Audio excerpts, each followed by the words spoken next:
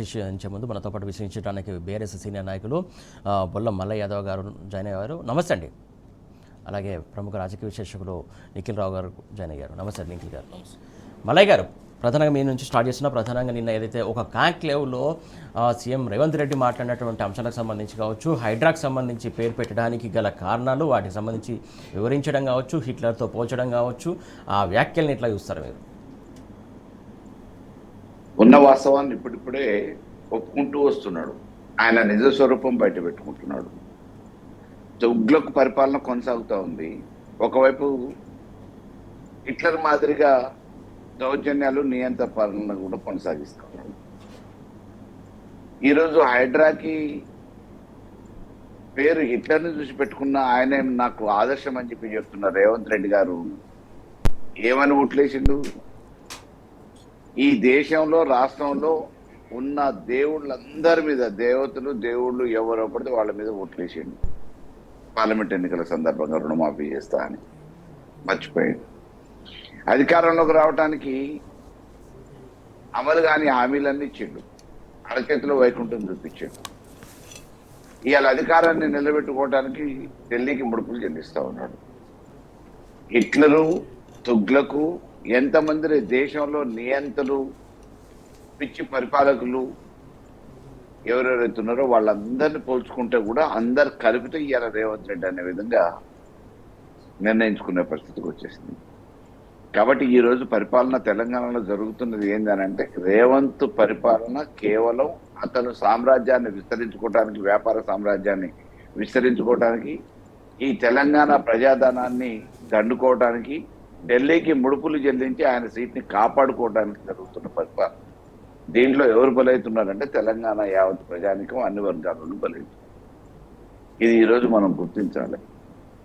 ఒకవైపు పాఠశాలలు నియంత్రిస్తా అని అంటాడు, విద్యాశాఖ మంత్రి అయ్యుండి. వరి ధాన్యం కళ్ళాలు ఉన్న దాన్ని రైతుల్ని కనీసం పరామర్శించుడు కాదు, సమీక్ష సమావేశాలు లేవు, కొందామనే ఆలోచన లేదు. ఎప్పటికప్పుడు దాటవేత సమాధానాలతోని వేదికలు పెట్టి ఉపన్యాసాలు ఇచ్చి కేసీఆర్ గారి మీద దుమ్మెత్తి పోసే ప్రయత్నం చేస్తూ ఆయన పబ్బం గడుపుకోవడానికి ఈరోజు రాష్ట్రాన్ని తాకట్టు పెట్టడానికి కూడా అనుకోవట్లేదు. అందుకే నియంత పనులు కొనసాగుతూ ఉంది. ఆ నియంత మరెవరో కాదు, హిట్లర్ నాకు ఆదర్శం ఉంది అని చెప్పేసి చెప్పగానే చెప్పి ఆయన నిజాన్ని ఒప్పుకున్నాడు. కాబట్టి తెలంగాణ ప్రజలు ఆలోచించాలి. అధికారం ఎందుకు ఇచ్చినాం, ఎవరి కోసం ఇచ్చినాం? రేవంత్ సర్కారు పేరు మీద ఆయన సామ్రాజ్యాన్ని, వ్యాపార సామ్రాజ్యాన్ని విస్తరించుకోవడానికి ఇచ్చినామా, తెలంగాణ ప్రజల బాగు కోసం ఇచ్చినామా?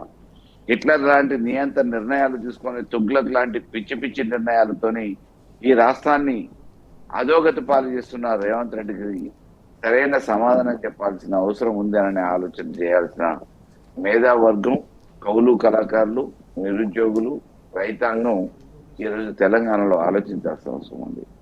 కాబట్టి ఆయన ఈ 2.5 సంవత్సరాలుగా తెలంగాణకి ఇచ్చిన ఏ ఒక్క హామీ నెరవేర్చలేదు, చేయలేదు.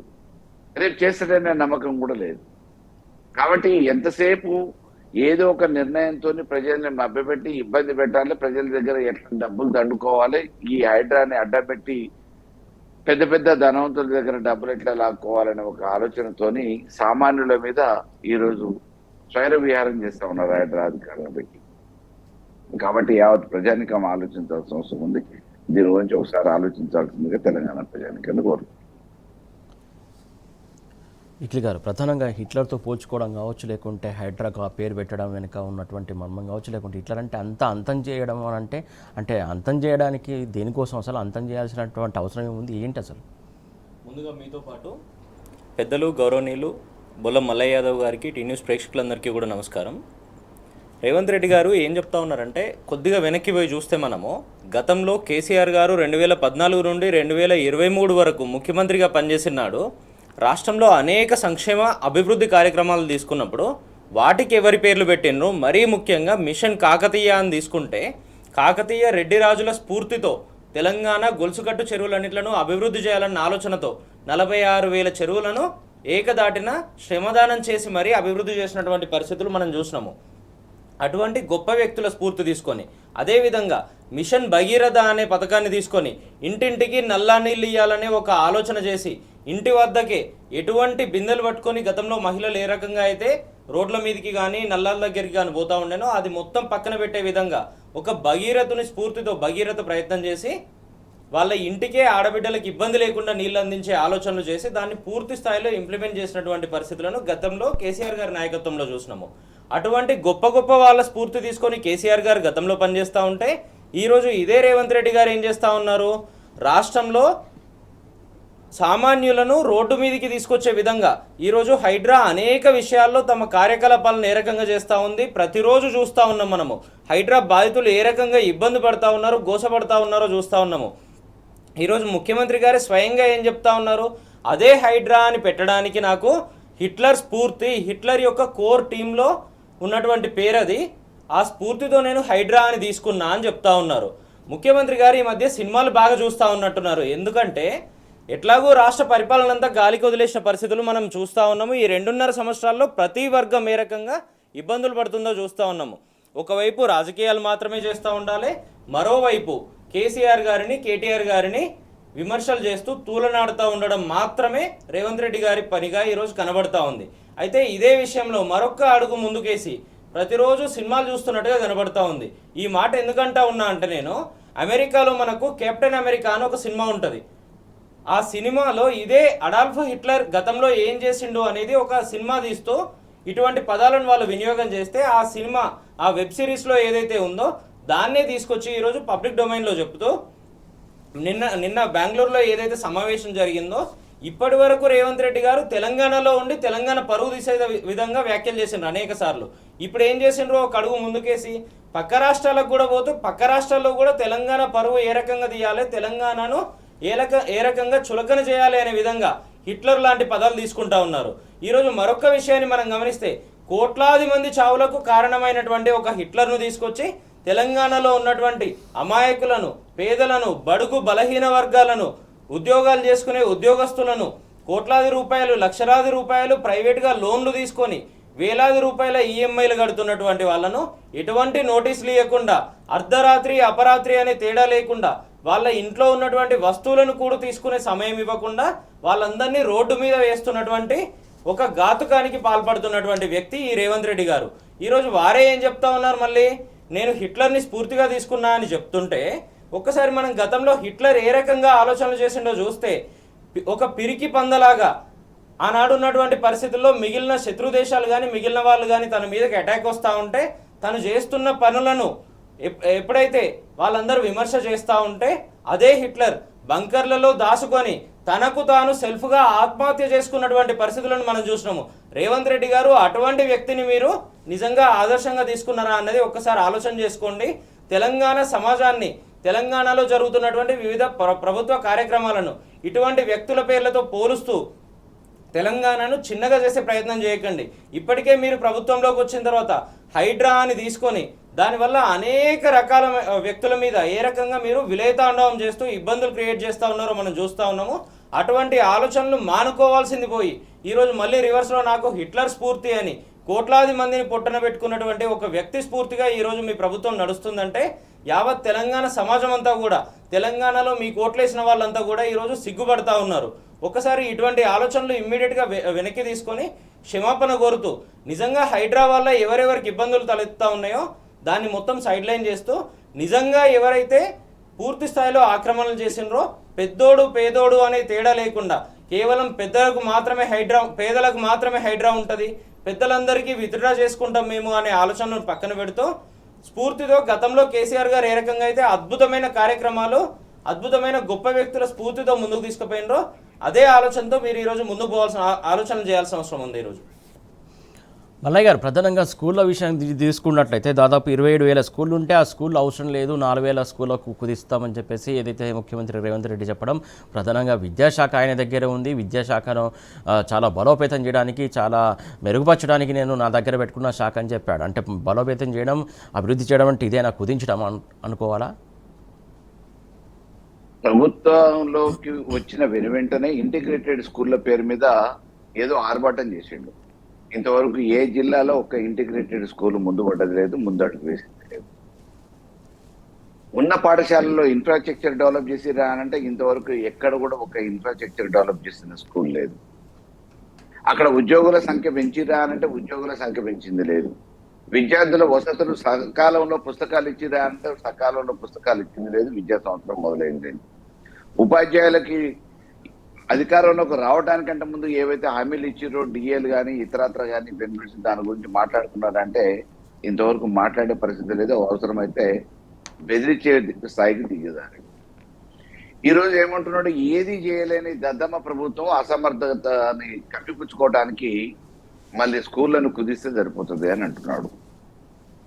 ఈ రోజు రోజుకి కార్పొరేటివ్ స్కూళ్ల సంఖ్య తగ్గించి ప్రభుత్వ పాఠశాలల్లో విద్యా ప్రమాణాలు పెంచి తల్లిదండ్రులకి నమ్మకాన్ని పెంచి విద్యార్థులకి ఉన్నత విద్యలు ఇవ్వాల్సిన ప్రామాణ్యత కలిగిన విద్యని అందించాల్సిన ప్రభుత్వం ఇంకా కుదిస్తాం స్కూళ్ళను అంటున్నది అని అంటే ఏంటి అన్నట్టు, కార్పొరేటివ్ వ్యవస్థలకి అమ్ముడు పోయి పరోక్షంగా కార్పొరేటివ్ యాజమాన్యాలకి లబ్ధి చేకూర్చే ప్రయత్నం, తల్లిదండ్రుల మీద భారం మోపే ప్రయత్నం జరుగుతూ ఉంది.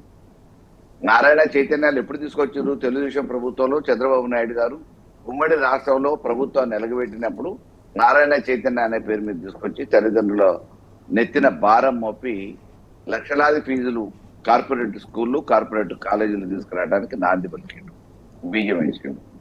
దాన్ని ఇలా కొనసాగించాలనే ఆలోచనతో చంద్రబాబు సూచన సలహాల మేరకు వారు వేసిన బీజాన్ని ఈ రోజు వటవృక్షంగా మార్చడానికి తెలంగాణలో ఉన్న స్కూళ్లను కూడా మూసేస్తే సరిపోతుంది, ఎన్న అవసరం లేదని చెప్పుకొస్తూ ఉన్నాడు. ఎవరైనా రోజు రోజుకి పెంచాలనుకోవాలా? ఈరోజు విద్యార్థుల సంఖ్య పెరుగుతూ ఉంది. నిరక్షరాస్యతను తగ్గించడానికి మనం స్కూళ్ళని ఇంకా ప్రమాణాలు పెంచి తల్లిదండ్రుల్ని ఆకర్షించి స్కూల్ స్ట్రెంత్ను పెంచి విద్యా ప్రమాణాలు కూడా పెంచాలని చెప్పి ఆలోచించాల్సిన ప్రభుత్వం అది చేతగాక వాళ్ళ అసమర్థతను కప్పిపుచ్చుకోవడానికి ఈరోజు ఉన్న స్కూళ్ళనే కుదిస్తామని చెప్పి చెప్తా ఉన్నారు. కాబట్టి అందరూ తెలంగాణ వాదులందరూ కూడా ఆలోచించాలి. అసలు ఏం జరుగుతుంది తెలంగాణలో? అభివృద్ధి పేరు మీద ఏదో అందలం ఎక్కిస్తామని చెప్పేసి అంటే అధికారం ఒప్పచెప్తే రేవంత్ రెడ్డికి ఈ రోజు ఏం చేస్తున్నాడు, తిరోగమనం వైపు అన్ని వ్యవస్థలు పోతా ఉన్నాయి. ఇలా గ్రామాలలో పారిశుద్ధ్యం లోపించింది, పరిపాలన దెబ్బతి, రోజు రాష్ట్రాన్ని తాకట్టు పెట్టడానికి కూడా పోవట్లేదు. అందుకే నియంత పనులు కొనసాగుతూ ఉంది. ఆ నియంత మరెవరో కాదు, హిట్లర్ నాకు ఆదర్శం ఉంది అని చెప్పేసి చెప్పగానే చెప్పి ఆయన నిజాన్ని ఒప్పుకున్నాడు. కాబట్టి తెలంగాణ ప్రజలు ఆలోచించాలి, అధికారం ఎందుకు ఇచ్చినాం, ఎవరి కోసం ఇచ్చినాం? రేవంత్ సర్కారు పేరు మీద ఆయన సామ్రాజ్యాన్ని, వ్యాపార సామ్రాజ్యాన్ని విస్తరించుకోవడానికి ఇచ్చినామా, తెలంగాణ ప్రజల బాగు కోసం ఇచ్చినామా? హిట్లర్ లాంటి నియంత నిర్ణయాలు తీసుకొని తుగ్లక్ లాంటి పిచ్చి పిచ్చి నిర్ణయాలతోని ఈ రాష్ట్రాన్ని అధోగతి పాలు చేస్తున్న రేవంత్ రెడ్డికి సరైన సమాధానం చెప్పాల్సిన అవసరం ఉంది అనే ఆలోచన చేయాల్సిన మేధావర్గం, కవులు, కళాకారులు, నిరుద్యోగులు, రైతాంగం ఈరోజు తెలంగాణలో ఆలోచించాల్సిన అవసరం ఉంది. కాబట్టి ఆయన ఈ 2.5 సంవత్సరాలుగా తెలంగాణకి ఇచ్చిన ఏ ఒక్క హామీ నెరవేర్చలేదు, చేయలేదు, రేపు చేస్తాడనే నమ్మకం కూడా లేదు.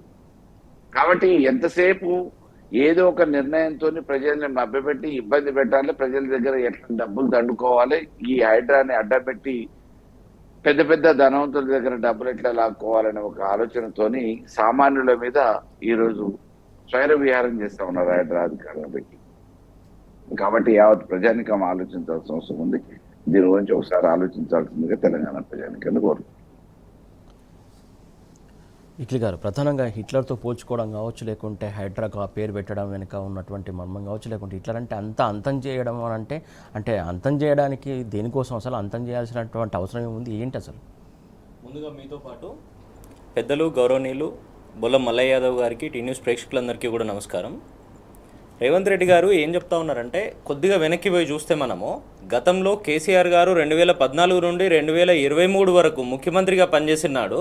రాష్ట్రంలో అనేక సంక్షేమ అభివృద్ధి కార్యక్రమాలు తీసుకున్నప్పుడు వాటికి ఎవరి పేర్లు పెట్టినరు, మరీ ముఖ్యంగా మిషన్ కాకతీయ అని తీసుకుంటే కాకతీయ రెడ్డి రాజుల స్ఫూర్తితో తెలంగాణ గొలుసుకట్టు చెరువులన్నింటిను అభివృద్ధి చేయాలన్న ఆలోచనతో 46,000 చెరువులను ఏకదాటిన శ్రమదానం చేసి మరీ అభివృద్ధి చేసినటువంటి పరిస్థితులు మనం చూసినాము. అటువంటి గొప్ప వ్యక్తుల స్ఫూర్తి తీసుకొని, అదేవిధంగా మిషన్ భగీరథ అనే పథకాన్ని తీసుకొని ఇంటింటికి నల్లా నీళ్ళు ఇవ్వాలనే ఒక ఆలోచన చేసి ఇంటి వద్దకే ఎటువంటి బిందెలు పట్టుకొని గతంలో మహిళలు ఏ రకంగా అయితే రోడ్ల మీదకి కానీ నల్లాల దగ్గరికి కానీ పోతూ ఉండేనో అది మొత్తం పక్కన పెట్టే విధంగా ఒక భగీరథుని స్ఫూర్తితో భగీరథ ప్రయత్నం చేసి వాళ్ళ ఇంటికే ఆడబిడ్డలకు ఇబ్బంది లేకుండా నీళ్ళు అందించే ఆలోచనలు చేసి దాన్ని పూర్తి స్థాయిలో ఇంప్లిమెంట్ చేసినటువంటి పరిస్థితులను గతంలో కేసీఆర్ గారి నాయకత్వంలో చూసినాము. అటువంటి గొప్ప గొప్ప వాళ్ళ స్ఫూర్తి తీసుకొని కేసీఆర్ గారు గతంలో పనిచేస్తూ ఉంటే ఈరోజు ఇదే రేవంత్ రెడ్డి గారు ఏం చేస్తూ ఉన్నారు, రాష్ట్రంలో సామాన్యులను రోడ్డు మీదకి తీసుకొచ్చే విధంగా ఈరోజు హైడ్రా అనేక విషయాల్లో తమ కార్యకలాపాలను ఏ రకంగా చేస్తూ ఉంది. ప్రతిరోజు చూస్తూ ఉన్నాం మనము హైడ్రా బాధితులు ఏ రకంగా ఇబ్బంది పడుతూ ఉన్నారో, గోసపడతా ఉన్నారో చూస్తూ ఉన్నాము. ఈరోజు ముఖ్యమంత్రి గారు స్వయంగా ఏం చెప్తా ఉన్నారు, అదే హైడ్రా అని పెట్టడానికి నాకు హిట్లర్ స్ఫూర్తి, హిట్లర్ యొక్క కోర్ టీంలో ఉన్నటువంటి పేరు అది, ఆ స్ఫూర్తితో నేను హైడ్రా అని తీసుకున్నా అని చెప్తా ఉన్నారు. ముఖ్యమంత్రి గారు ఈ మధ్య సినిమాలు బాగా చూస్తూ ఉన్నట్టున్నారు. ఎందుకంటే ఎట్లాగూ రాష్ట్ర పరిపాలన అంతా గాలికి వదిలేసిన పరిస్థితులు మనం చూస్తూ ఉన్నాము. ఈ 2.5 సంవత్సరాల్లో ప్రతి వర్గం ఏ రకంగా ఇబ్బందులు పడుతుందో చూస్తూ ఉన్నాము. ఒకవైపు రాజకీయాలు మాత్రమే చేస్తూ ఉండాలి, మరోవైపు కేసీఆర్ గారిని, కేటీఆర్ గారిని విమర్శలు చేస్తూ తూలనాడుతూ ఉండడం మాత్రమే రేవంత్ రెడ్డి గారి పనిగా ఈరోజు కనబడతా ఉంది. అయితే ఇదే విషయంలో మరొక అడుగు ముందుకేసి ప్రతిరోజు సినిమాలు చూస్తున్నట్టుగా కనబడతా ఉంది. ఈ మాట ఎందుకంటా ఉన్నా అంటే నేను అమెరికాలో మనకు కెప్టెన్ అమెరికా అని ఒక సినిమా ఉంటుంది.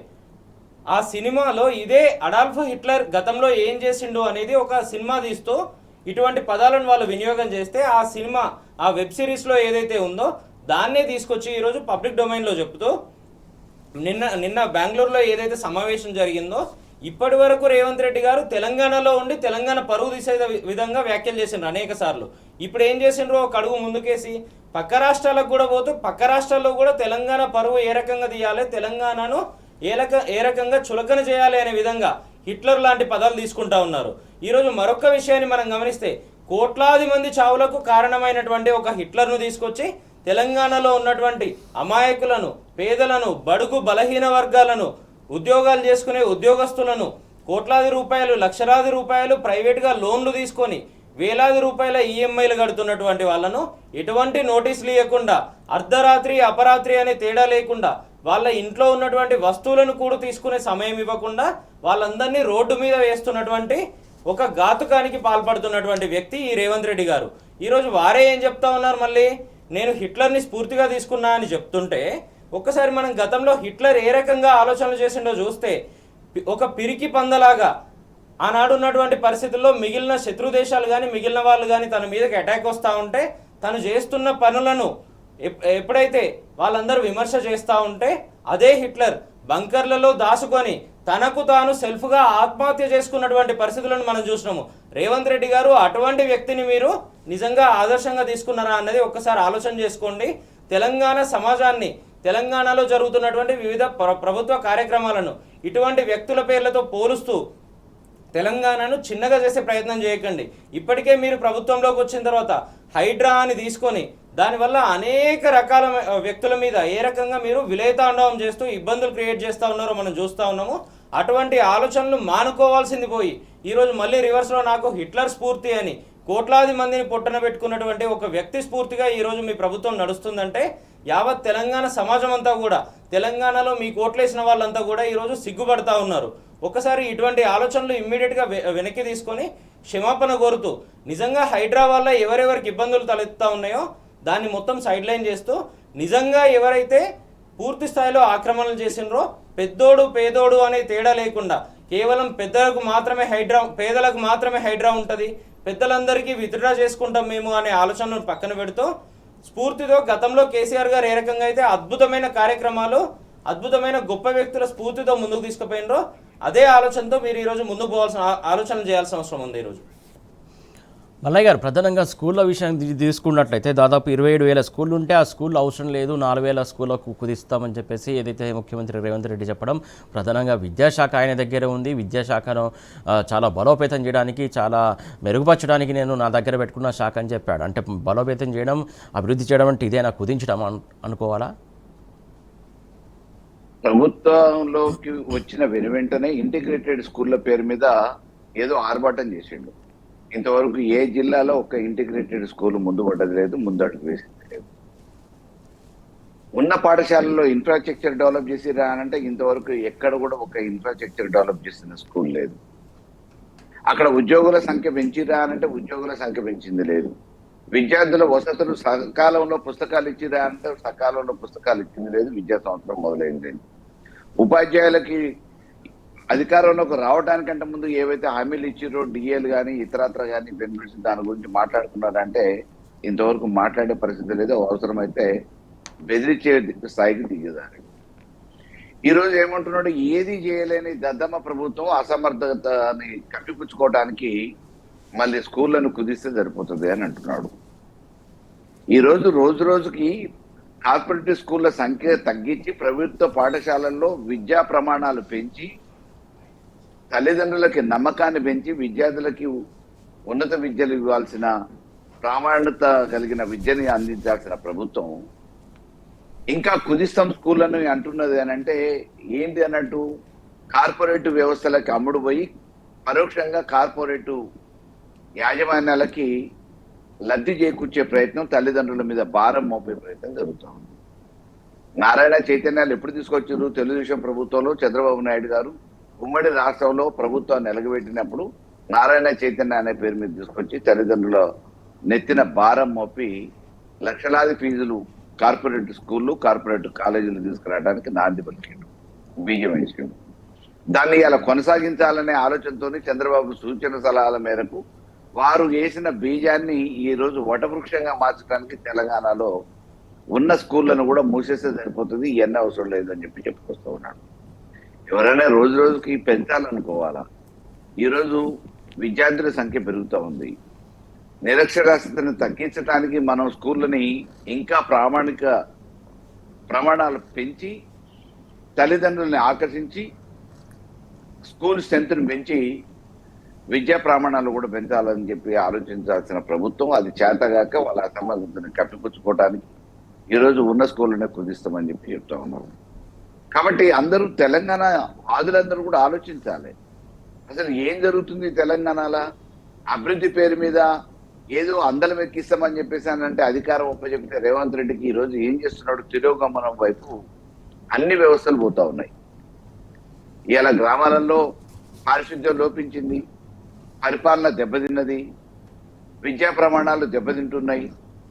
ఎక్కడ చూసినా కానీ కళాశాలల్లో వేలాది అసలు అంటే ఇప్పుడు విద్యా సంవత్సరం మొదలవుతున్నది, ఇష్టారీతిన తల్లిదండ్రుల నెత్తిన భారం మోపి లక్షలాది ఫీజులు వసూలు చేస్తుంటే ప్రభుత్వం కనీసం పెదవి విప్పట్లేదు, నోరు మెదపట్లేదు.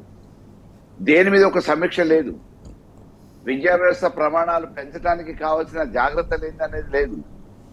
ఒకవైపు మామూలుగా విద్యా వ్యవస్థలో అన్ని నిర్వీర్యమైపోతా ఉన్నాయి, ప్రమాణాలు తగ్గుతూ ఉన్నాయి, స్టాండర్డ్స్ అన్ని పడిపోతున్నాయి అని చెప్పేసి మేధావులు ముత్తుకుంటుంటే చీమ గుట్టినట్టు కూడా లేని ఈ రేవంత్ రెడ్డి సర్కారు, రేవంత్ రెడ్డి విద్యాశాఖ మంత్రిగా ఈరోజు ఇంకా ఉన్న వాటిని ఎక్కువైపోయినాయి, ఓవర్లోడ్ అయిపోయింది, తగ్గిస్తాము కుదిస్తాము అని చెప్పి తుగ్లకి ఈయనకి తేడానే లేదు. ఇట్లానంటే నీ ఎంత తుగ్లకి ఏ రకంగా పొద్దుపూట నిర్ణయం, సాయంత్రమో నిర్ణయం, పొద్దుపూట మాట సాయంత్రమో మాట ఏ రకంగా అయితే మాట్లాడుతాడో ఆ రకంగా తుగ్లక్ని తలపించే విధంగా నిర్ణయాలు తీసుకొని పరిపాలన కొనసాగిస్తున్న ఈ రేవంత్ రెడ్డి సర్కార్ని మరి ప్రజలు ఏమనాలి అనేది ఒకసారి ఆలోచించాలి తెలంగాణ వాదులందరూ. అన్ని వ్యవస్థల్ని నిర్వీర్యం చేస్తున్నాడు. ఆయన దగ్గర ఎన్ని శాఖలు అయితే ఉన్నాయో అన్ని శాఖలలో ఈయన వైఫల్యం చెందింది. నడి బజార్లలో హత్యలు జరుగుతూ ఉన్నాయి, శాంతి భద్రతల్లో వైఫల్యం జరిగింది. ఆయన హోంశాఖ ఆయన దగ్గరనే పెట్టుకున్నాడు ఒక ముఖ్యమంత్రిగా. పట్టపగలే అత్యాచారాలు జరుగుతున్నాయి, హత్యలు జరుగుతూ ఉన్నాయి. నిందితులు విచ్చలవిడిగా దొంగతనాలు చేస్తూ ఉన్నారు. పోలీస్ శాఖ ఏం చేస్తుందో తెలియదు, నియంత్రణ లేదు, సమీక్షలు లేవు.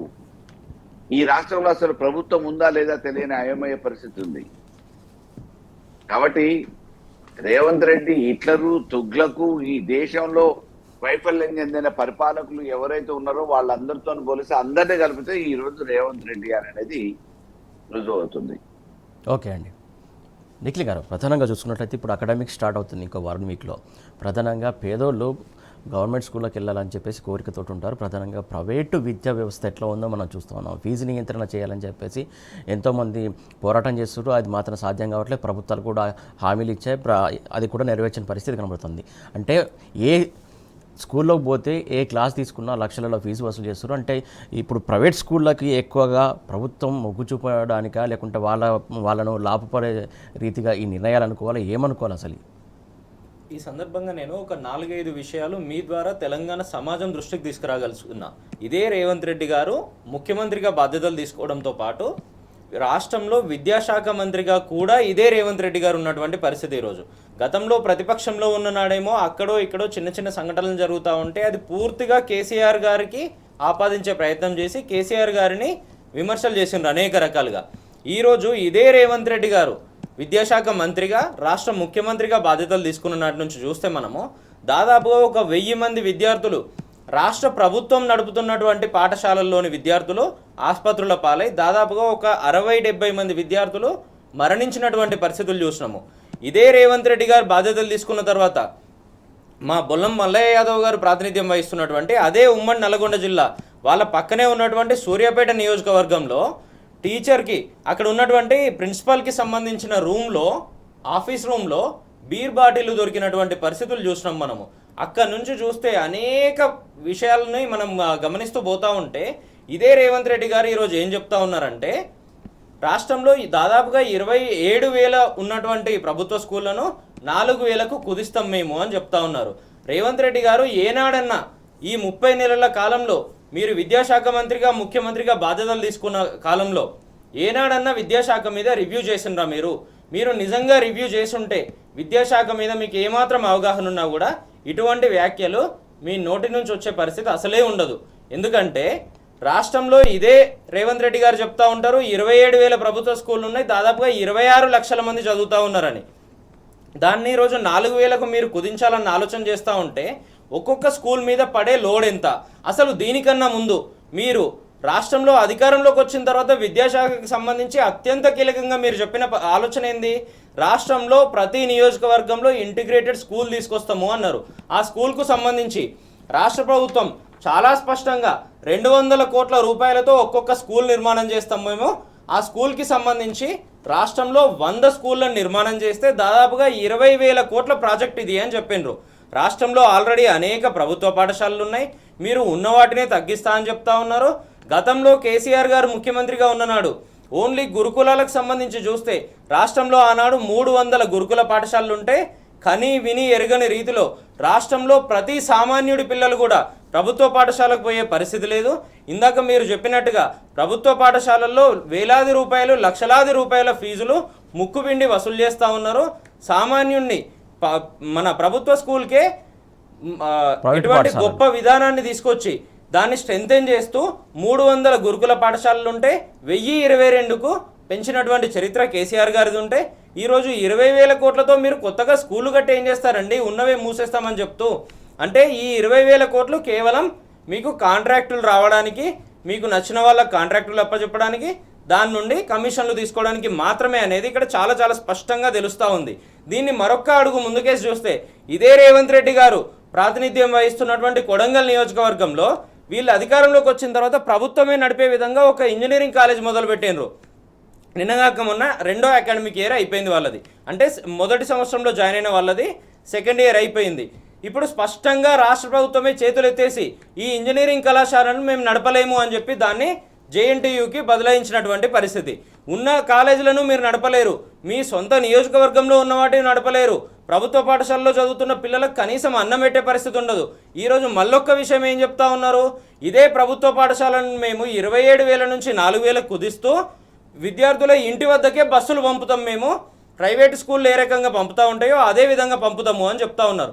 ఒకవైపు 20,000 కోట్లు రాష్ట్ర ప్రభుత్వ సొమ్మును మీరు స్కూళ్ళ పేరు మీద పెడుతూ మరో విధంగా విద్యార్థులందరి ఇంటికి ఇదే 26 లక్షల మంది విద్యార్థుల ఇంటికి బస్సులు పంపాలంటే రాష్ట్రంలో ఎన్ని బస్సులు కావాలి?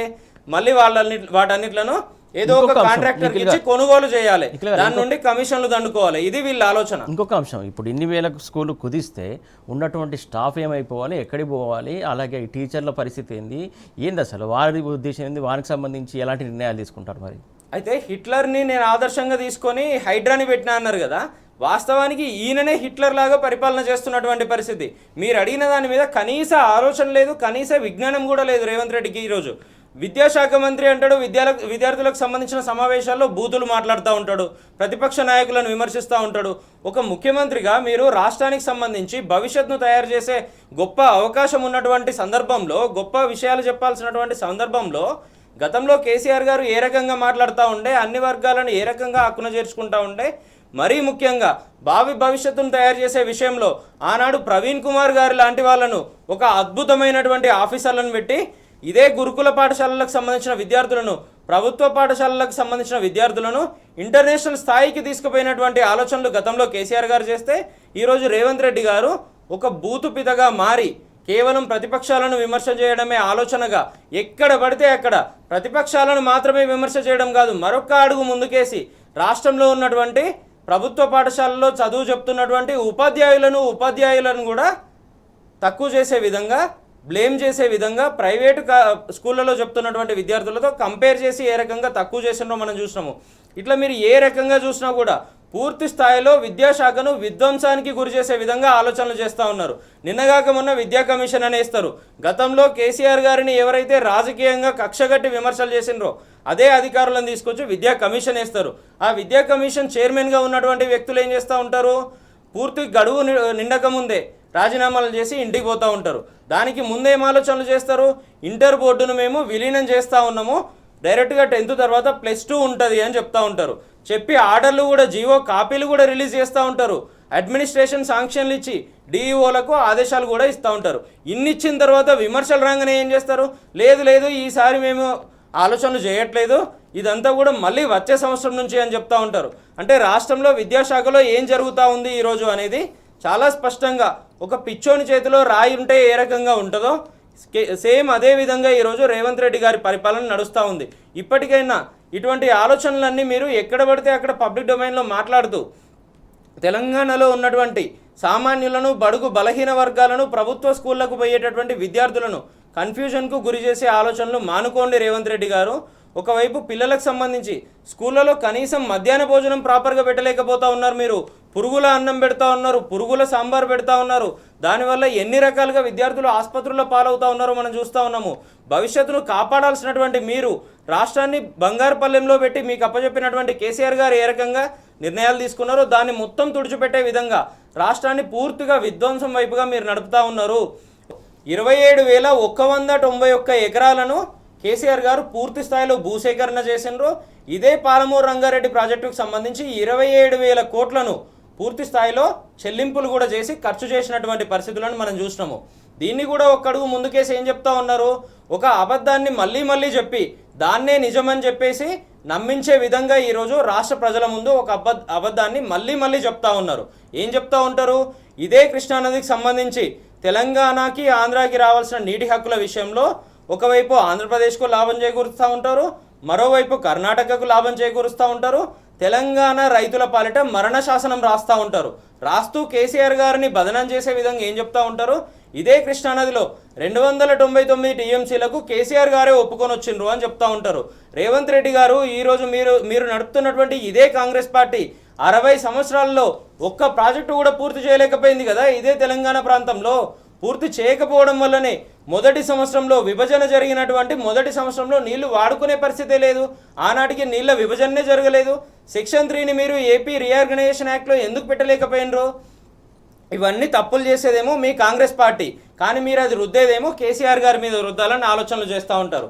చాలా స్పష్టంగా రాష్ట్ర విభజన జరిగినటువంటి మొదటి సంవత్సరం జరిగినటువంటి సమావేశంలో, కేంద్ర జలసంఘం దగ్గర జరిగిన సమావేశంలో చాలా స్పష్టంగా రాసిండ్రు, ఈ 299 టీఎంసీలు అనేది కేవలం ఈ ఒక్క ఇయర్కు మాత్రమే, రానున్నటువంటి సంవత్సరాలకు ఇది అప్లికేబుల్ కాదు అని రాసిండ్రు.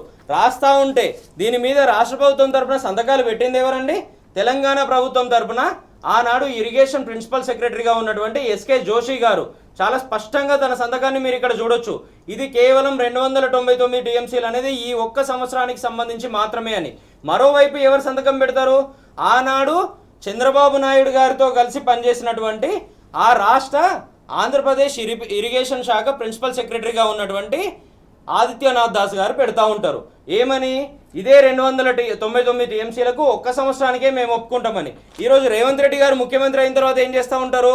పక్క రాష్ట్రానికి, ఆంధ్రప్రదేశ్ రాష్ట్రానికి ఇరిగేషన్ సెక్రటరీగా చంద్రబాబు నాయుడు గారి దగ్గర ఎవరైతే పనిచేసిండ్రో అదే వ్యక్తిని తీసుకొచ్చి ఈరోజు తెలంగాణ ఇరిగేషన్ అడ్వైజర్గా పెడతా ఉంటారు. ఎవరైతే మన నీళ్లను దోపిడీ చేయాలని, మన నీళ్లను తరలించుకుపోవాలని ఆలోచనలు చేసిండ్రో అదే వ్యక్తిని ఈరోజు తెలంగాణ రాష్ట్రానికి ఇరిగేషన్ అడ్వైజర్గా పెట్టి ఏం చేద్దాం అనుకుంటున్నారు రేవంత్ రెడ్డి గారు? ఒక్కసారి మీరు సమాధానం చెప్పాల్సిన అవసరం ఉంది. ఇదే పాలమూరు రంగారెడ్డి మీద మాట్లాడుతూ ఉన్నారు కదా రేవంత్ రెడ్డి గారు. గతంలో ఉమ్మడి రాష్ట్రంలో ఏదైతే మీరు మీ సొంత ప్రాంతం ఏదైతే కల్వకుర్తి నియోజకవర్గం కానీ ఆ సరౌండింగ్స్ కానీ ఉందో అదే కల్వకుర్తి లిఫ్ట్ ఇరిగేషన్ స్కీమ్ ద్వారా ఉమ్మడి రాష్ట్రంలో కేవలం 17-18 వేల ఎకరాలకు మాత్రమే నీళ్ళు ఇచ్చేటువంటి పరిస్థితి ఉంటే కేసీఆర్ గారు ముఖ్యమంత్రి అయిన తర్వాత ఇదే శ్రీశైలం నుండి నీళ్లు డ్రా చేస్తూ కేవలం కల్వకుర్తి లిఫ్ట్ ఇరిగేషన్ అనే ఒకే ఒక్క ప్రాజెక్టు ద్వారా 17-18 వేలు ఉన్నటువంటి సాగును 3 లక్షల ఎకరాలకు పెంచినటువంటి ఒక గొప్ప నాయకుడు కేసీఆర్ గారు. కానీ మీరేం చేస్తూ ఉన్నారు? ఇదే పాలమూరు రంగారెడ్డికి సంబంధించి ఆనాడు మీరే కేసులేసి అన్ని రకాలుగా ఆపాలనే ప్రయత్నాలు చేస్తూ ఉంటే ఇదే కాంగ్రెస్ పార్టీ నాయకులు ఒక్కొక్క చిక్కుముడిని విప్పుతూ కేసీఆర్ గారు దాదాపుగా అనేక అప్రూవల్స్ తీసుకొచ్చిండ్రు. చివరికి ఏనుగు వెళ్ళి తోకజిక్కినట్టుగా ఒక ఈసీ క్లియరెన్స్, ఎన్విరాన్మెంటల్ క్లియరెన్స్ మాత్రమే బ్యాలెన్స్ ఉన్నటువంటి సందర్భంలో రాష్ట్రంలో అధికార మార్పిడి జరిగింది. కేసీఆర్ గారు దిగిపోయి మీరు ప్రభుత్వంలోకి వచ్చిండ్రు. మీరు ప్రభుత్వంలోకి వచ్చిన తర్వాత ఉన్నటువంటి ఆ ఒక్క ఈసీ క్లియరెన్స్ కూడా తీసుకురాలేకపోయినరు. ఈ 30 నెలల కాలంలో మీరు కేంద్ర ప్రభుత్వం స్పష్టంగా ఏం చెప్తా ఉంది? ఈసీ క్లియరెన్స్ మీరు తీసుకురాలేకపోవడం వల్ల మొత్తం పాలమూరు రంగారెడ్డి డిపిఆర్ని వెనక్కి పంపినాం ఈ రోజు అని చెప్తా ఉన్నారు. డిపిఆర్ వెనక్కి వచ్చిన పరిస్థితులు గతంలో ఎన్నడన్నా ఉన్నాయా రేవంత్ రెడ్డి గారు? ఇది కేవలం మీరు చేస్తున్నటువంటి పరిపాలన వైఫల్యానికి నిదర్శనం అనేది మీరు మళ్ళొక్కసారి గుర్తుపెట్టుకోవాల్సిన అవసరం ఉంది.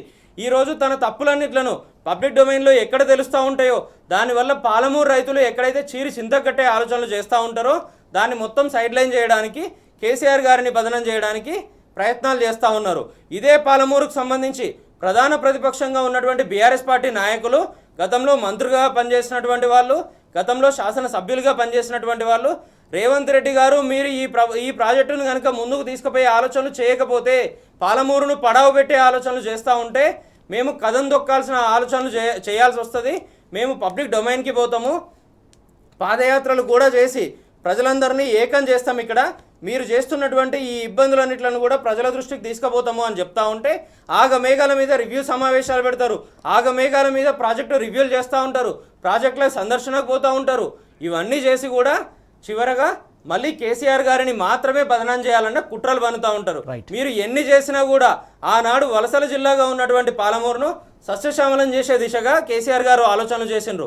ఇదే రేవంత్ రెడ్డి గారి ప్రభుత్వం మరొక్క మరణ శాసనం ఏం రాస్తా ఉందంటే ఆ ఉన్నటువంటి 299 టీఎంసీలను కూడా వాడుకోలేని దుస్థితికి తీసుకొచ్చిండ్రు. ఈరోజు ఏం చేస్తూ ఉన్నారు? ఇదే 299 టీఎంసీలకు సంబంధించి 34% మనం వాడుకునే పరిస్థితి ఉండే మొత్తం 811 టీఎంసీల్లో. కానీ ఇదే రేవంత్ రెడ్డి గారు అధికారంలోకి వచ్చిన తర్వాత ఏం చేస్తూ ఉన్నారు? ఆంధ్రప్రదేశ్కు 66% వాడుకునే ఆలోచన ఉంటే అదే 66% పక్కన పెట్టి దాదాపుగా 75-76% ఆంధ్రాకు తరలిస్తూ ఉన్నారు. మనం నిజంగా వాడుకోవాల్సినటువంటి 34%ని 24-25% మాత్రమే కుదిస్తూ తెలంగాణ రైతాంగాన్ని ఎండబెడుతూ ఎడారి చేసే ఆలోచనలు రేవంత్ రెడ్డి గారు చేస్తూ ఉన్నారు. మీరు ఇటువంటి ఆలోచనలు ఎన్ని చేసినా కూడా తెలంగాణ రైతాంగం గతంలో అన్ని రకాలుగా చూసింది. వాళ్ళకు స్పష్టంగా రావాల్సినటువంటి నీటి హక్కు లేనిది, నీటి వాటా లేనిది అనేది పూర్తి అవగాహన ఉంది.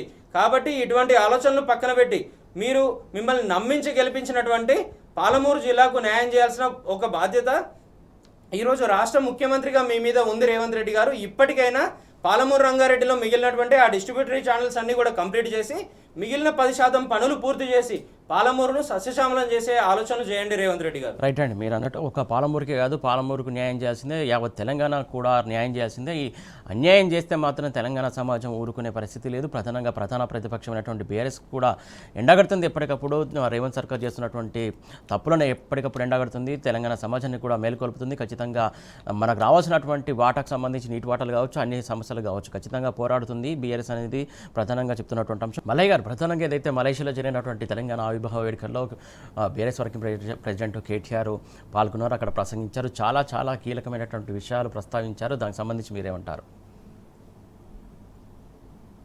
తెలంగాణ యువతరం దేశ విదేశాలలో మన ప్రాధాన్యతని, మన గొప్పతనాన్ని ఏ రకంగా ప్రాచుర్యం చెందే విధంగా తయారు చేస్తున్నారనే విషయాన్ని క్లియర్గా విశదీకరించి మరీ చెప్పారు. మన తెలంగాణ గొప్పతనం ఎటువంటిది, మన తెలంగాణ యువకులు ఏ దేశాలలో స్థిరపడ్డా కానీ ఆ దేశానికి వన్నె తెచ్చే విధంగా ఎంత కష్టపడుతున్నారు అనే విషయాన్ని క్లియర్గా చెప్పకనే చెప్పారు. ఒక ఇన్స్పిరేషన్ మాదిరిగా వాళ్ళకి రేపటి భావితరాలకు గుర్తుండే విధంగా వారి ఒక సందేశాన్ని ఇచ్చి నిన్న సభను ప్రారంభం చేశారు.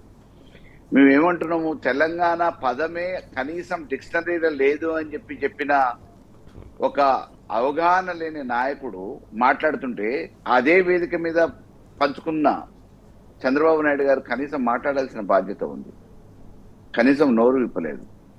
తెలంగాణ ఈనాటిది కాదు, దాదాపుగా 1000 సంవత్సరాల క్రితం నాటిది తెలంగాణ పదం అనే విషయాన్ని నిన్న దేశ విదేశాలలో ఉన్న వాళ్ళందరూ కూడా తెలిసే విధంగా మలేషియా ఉపన్యాసంలో కేటీఆర్ గారు చాటి చెప్పడం జరిగింది. తెలంగాణ ప్రత్యేకతని, ఎంత గొప్పతనాన్ని ఈరోజు ఆ యువతరానికి ఉద్బోధన చేయడం జరిగింది. అవసరం మన తెలంగాణ సాధించుకునేందుకు, సాధించుకున్న తెలంగాణని అతి స్వల్ప కాలంలోనే 9.5 సంవత్సరాల్లో దేశంలో అభివృద్ధి చెందుతున్న చిన్న రాష్ట్రం అయినప్పటికీ 4వ రాష్ట్రంగా ఈ రోజు విద్యార్థులంతా కూడా మత్తు పదార్థాలకు బానిసయ్యే పరిస్థితుల్లో అనేక సందర్భాల్లో పోలీసులు వెలికితీస్తున్నటువంటి పరిస్థితులు చూస్తూ ఉన్నాము.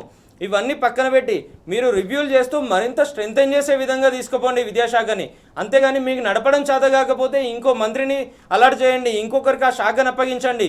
మీకు ఎట్లాగూ సమయం ఉండదు. ఎందుకంటే మీరు ఎంతసేపు పొద్దున్న లేస్తే పక్క రాష్ట్రాల్లో ఎట్లా చక్కర్లు కొడుతూ ఉండాలి, రాజకీయ సభల్లో ఎట్లా మాట్లాడుతూ ఉండాలి, ప్రధాన ప్రతిపక్షం తరఫున ప్రశ్నిస్తున్న గొంతు ఎట్లా నొక్కుతూ ఉండాలి, కేసీఆర్ గారిని, కేటీఆర్ గారిని, హరీష్ రావు గారిని ఎట్లా విమర్శలు చేస్తూ ఉండాలి.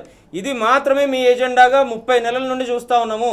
ఇప్పటికైనా ఇవన్నీ పక్కన పెట్టి రాష్ట్రంలో ఉన్న విద్యాశాఖను మీరు కాపాడాల్సిన అవసరం ఉంది రేవంత్ రెడ్డి గారు.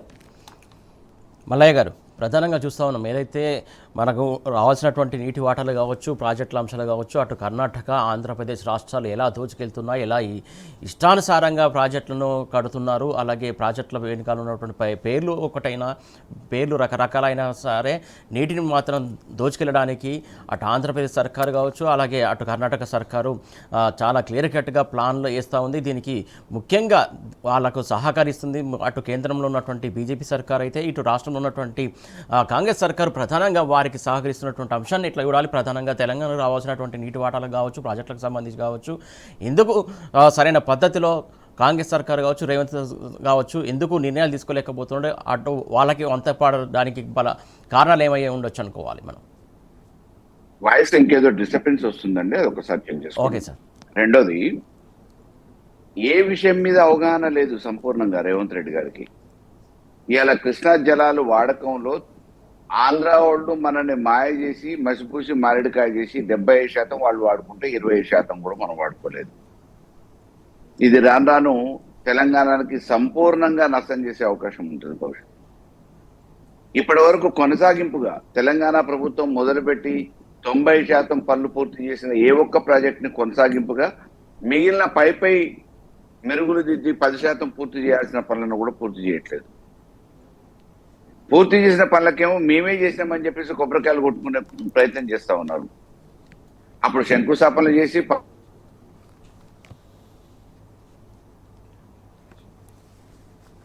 సార్ ఒక్క నిమిషం నిఖిల్ గారు, ప్రధానంగా కంటిన్యూ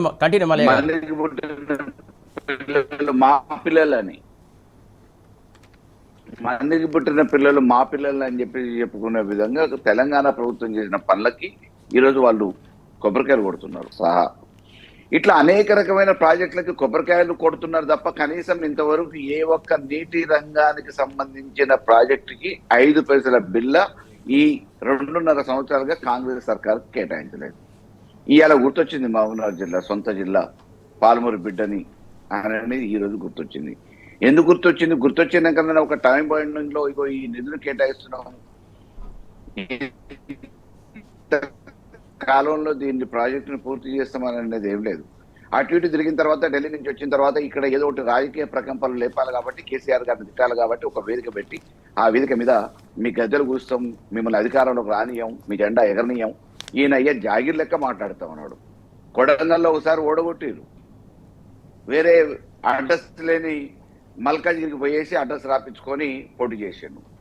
కానీ ఈరోజు ఒక ముఖ్యమంత్రిగా బాధ్యతారాహిత్యంగా మాట్లాడి తెలంగాణ 4.5 కోట్ల ప్రజల్ని నట్టేట ముంచే ప్రయత్నం చేస్తూ ఏ ఒక్క రంగం మీద శ్రద్ధ పెట్టకుండా, దాని వైపు అభివృద్ధి వైపు అడుగులు వేయకుండా 4 లక్షల కోట్ల రూపాయల అప్పు తీసుకొచ్చి అందాల పోటీలు నిర్వహించి ఎక్కడెక్కడో ఏదో రకమైన ఆర్భాట ప్రచారాలు తప్ప ఇంతవరకు తెలంగాణకు 1 రూపాయి కేటాయించింది లేదు, అభివృద్ధి కోసం ఆశించింది లేదు. ఇంతకుముందు గురుకుల పాఠశాలల్లో పురుగులన్నందుని చచ్చిపోయిన వాళ్ళు ఉన్నారు. ఈ 2.5 సంవత్సరాల కాలంలో ఎన్ని మరణాలు సంభవించినాయి, ఎంతమంది విద్యార్థుల్ని పొట్టన పెట్టుకుంది ఈ ప్రభుత్వం, వాటి మీద కనీసం సమీక్ష లేదు. తల్లిదండ్రులకు ఊరట లభించే విధంగా మాట్లాడింది లేదు. ఆ విద్యార్థులకి ఏదో రకంగా ఆ కుటుంబాన్ని ఆదుకుందామనే ఆలోచన ఈ ప్రభుత్వానికి లేదు.